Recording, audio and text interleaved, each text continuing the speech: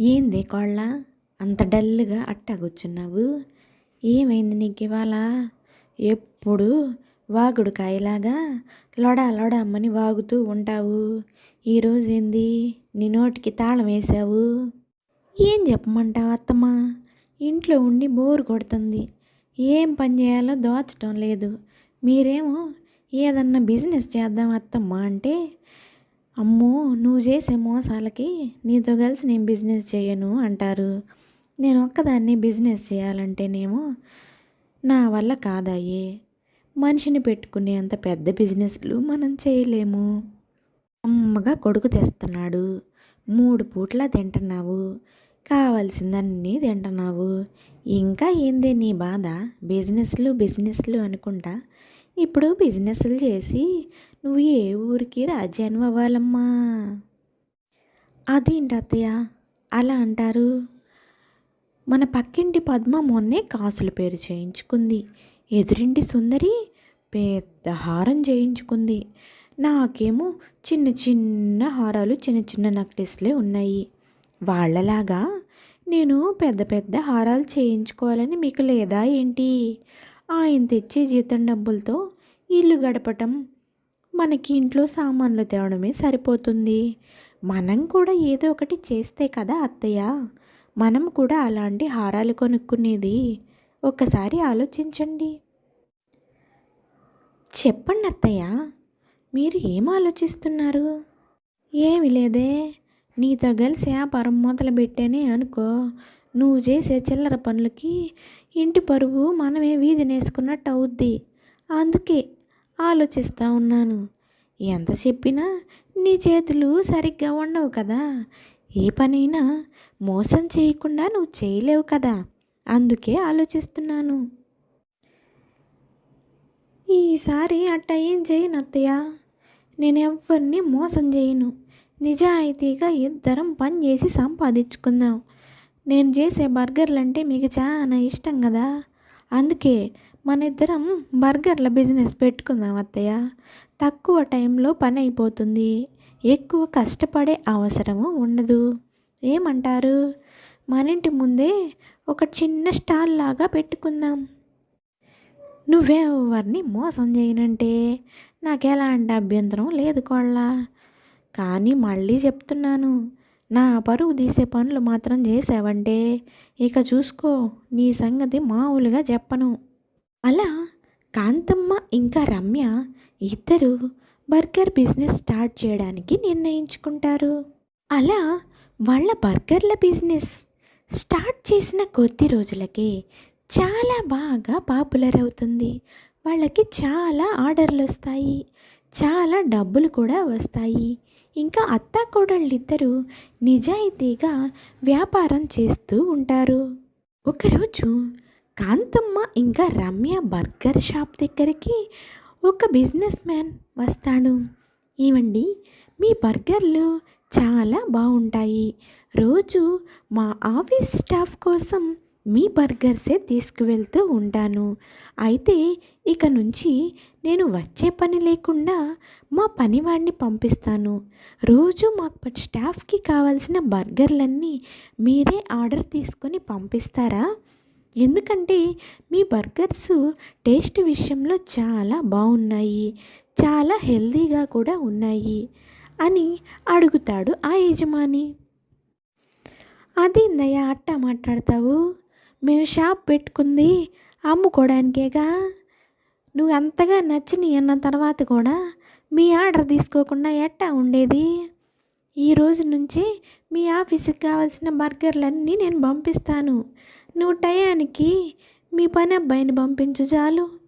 ఈ రోజు నుంచి మీ ఆర్డర్లన్నీ మా దగ్గరే అని కాంతమ్మ చాలా సంతోషపడుతూ ఆర్డర్స్ అన్నీ తీసుకుంటుంది. ఇలా వాళ్ళ వ్యాపారం బాగా జరుగుతున్న సమయంలో కాంతమ్మ అనుకోకుండా తన అక్క ఊరికి వెళ్ళవలసి వస్తుంది. ఆ రోజు కాంతమ్మ ఇలా మాట్లాడుతుంది. చూడు కోళ్ళ, నీ పిసినారి బుద్ధి చూపించి, నీ అత్యాస చూపించి ఏమీ మోసాలు చేయ మాకు. నేను ఊరు వెళ్ళి 2 రోజుల్లో తిరిగి వస్తాను. ఈలోపు కనుక నువ్వు ఇక్కడ ఏమన్నా తెకమకలు చేసావని తెలిసిందంటే నీకు నా చేతిలో మూడుద్ది అని చెప్తుంది. అత్తయ్య, ఇన్ని రోజుల నుంచి నన్ను చూస్తున్నారు, నా మీద మీకు ఇంకా నమ్మకం కలగలేదా అత్తయ్య? మీరు వెళ్ళి రండి, షాప్ని నేను చాలా జాగ్రత్తగా చూసుకుంటానుగా. మీరున్నప్పుడు ఎలా జరిగిందో మీరు లేనప్పుడు కూడా మన వ్యాపారం అలాగే జరుగుద్ది అత్తయ్య. మీరు వెళ్ళి రండి, ఏ దిగులు పెట్టుకోకుండా అని రమ్య కాంతమ్మని ఊరు పంపిస్తుంది. కాంతమ్మ అలా ఊరు వెళ్ళగానే ఇలా రమ్యలో అత్యాశ పెరిగిపోతుంది. అత్తయ్య ఉన్నప్పుడు అన్ని వస్తువులు ఎక్కువగా వాడేది, అందువల్ల లాభాలు తక్కువగా వచ్చాయి. మనం కొంచెం కల్తీ చేస్తే ఏమైంది? దానికి అలవాటు పడ్డ జనాలే కదా, వాళ్ళే తింటారు. మరీ 2 రోజులు కల్తీ వల్ల ఏమీ జరగదులే అనుకొని ఆ రోజు నుంచి కల్తీ చేయడం మొదలు పెడుతుంది. ఆ రోజు కస్టమర్స్ ఎవ్వరూ సరిగ్గా అక్కడ ఆహారం తీసుకోరు. ఆ బర్గర్స్లో సగానికి సగం అలానే ఉండిపోతాయి. ఒక కస్టమర్ రమ్య దగ్గరికి వచ్చి, ఏంటమ్మా నీ బర్గర్లు ఏం కలిపి చేశావు? అవి తిన్నప్పటి నుంచి మావిడికి ఒకటే వాంతులు. ఏం చేశావు? మీ అత్తయ్య ఉన్నప్పుడు ఇక్కడ బర్గర్లు బాగానే ఉండేవే, ఈరోజు ఎందుకని ఇలా చేశారు అని అడుగుతాడు. మీరే అంటున్నారు కదా రోజు ఇక్కడే తింటారని, మరి ఈరోజు మాత్రం ఏం జరుగుతుందనుకుంటున్నారు? మీ ఆవిడ ఇక్కడ కాకుండా బయట ఇంకేదన్నా తినుంటుంది, అందువల్లే ఆవిడకి అలా అయ్యింది. ఏది జరిగినా మా దగ్గరికి భలే వస్తారే, వెళ్ళండి వెళ్ళండి అని చెప్పి వచ్చిన కస్టమర్ని అయితే పక్కకి పంపించేస్తుంది. 2 రోజుల తర్వాత అత్తగారు వస్తుంది. ఏంటి రమ్య, ఏంటి కలెక్షన్ చాలా తక్కువగా ఉంది, ఈ 2 రోజులు వ్యాపారం అంతగా జరగలేదా ఏంటి అని కాంతమ్మ రమ్యతో మాట్లాడుతూ ఉండగా కాంతమ్మ పాత కస్టమర్ వస్తాడు. ఏంటండి మీరు ఇలా చేశారు? 2 రోజుల నుంచి బర్గర్లు తిన్న మా ఆఫీస్ స్టాఫ్ అంతా లీవులు తీసుకున్నారు, అవి తిన్న వాళ్ళందరికీ వాంతులు. ఏం చేశారు మీరు? బర్గర్లలో ఏం కలిపారు? మరి ఇంత అత్యాశ పనికిరాదండి. మీరు మంచివారని బాగా చేస్తారని మీకిస్తే ఆర్డర్ మొత్తం నాశనం చేశారు. రేపటి నుంచి మా ఆర్డర్ మీకు ఇవ్వడం లేదు. ఇంకా మీ పైన కేసు వేయకుండా వెళ్తున్నందుకు సంతోషించండి. కాంతమ్మకి జరిగిందంతా అర్థమవుతుంది. ఒసే రమ్య, నా కోడలా, నీకు ముందే చెప్పాను కదే అత్యాశ పనికిరాదే అని. ఇప్పుడు చూడు, ఉన్నది మొత్తం పోయింది, పైగా మన వ్యాపారం కూడా లాస్లోకి పడిపోయింది. ఇంకెవడన్నా ఇక్కడికి వచ్చి బర్గర్లు కొనుక్కొని తింటాడంటే? 2 రోజులు మనిషి షాపులో లేకపోతే షాపుని చూసుకోలేకపోయావు. నన్ను క్షమించండి అత్తయ్య, ఏదో అత్యాశతో తెలిసి తెలియక తప్పు చేశాను. ఈ రోజు నుంచి ఇంకెప్పుడు అలా చేయనని మీకు మాటిస్తున్నాను అని కోడలు తన తప్పు తను తెలుసుకొని అత్తగారిని క్షమాపణ అడుగుతుంది. అత్తగారు కూడా కోడలిని మొదటి తప్పు కింద క్షమిస్తుంది. మళ్ళీ ఆ రోజు నుంచి ఎవరిని మోసం చేయకుండా బర్గర్ల బిజినెస్ స్టార్ట్ చేస్తారు.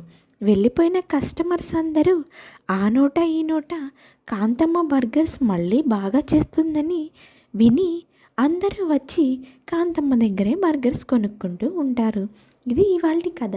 అత్యాశ వలన మనం నష్టపోతామే కానీ మనకు లాభం అనేది రాదు. ఈ కథ కనుక మీకు నచ్చినట్లయితే please like, share and subscribe చేసుకోండి.